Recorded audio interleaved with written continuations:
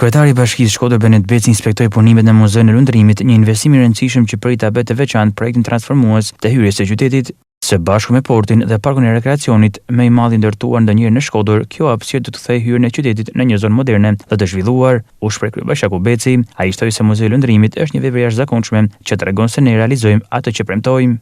Ne presim që Muzeu i Lundrimit Shkodrës të mbarojë në qershor të vitit që vjen. Punimet kryesore të betonimit dhe më të vështira kanë mbaruar, por mos harroni se ka konstruksione të vështira, ndoshta nga më të vështira që janë ndërtuar. Vetë instalacioni sipër i muzeut, ku është një imitimi i një varke të madhe që është e vizitueshme, është rreth 30 tonë. Dhe gjithë struktura e muzeut është ndërtuar që të mbajë këtë peshë, përveç gjithë strukturës tjetër.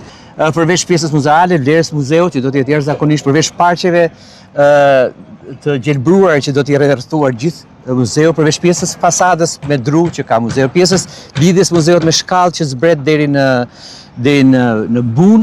E gjithë ky kompleks do të jetë një ikonë, siç e thash, do të jetë një mikpritje, do të jetë një histori e Shkodrës, po nga ana jon teknike sfiduese mendoj që është një projekt shumë i bukur dhe realizuar shumë mirë dhe në kohë për Shkodrën. Është bërë një punë jashtëzakonshme.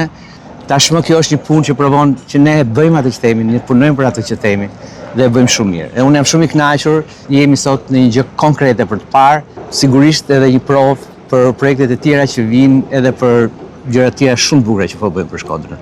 Punimet pritet të përfundojnë në qershor të vitit të ardhshëm, kur muzeu do të plotësohet edhe me shesh në rit eventeve, një hapësirë bashkëkohore konceptuar për aktivitete kulturore dhe artistike.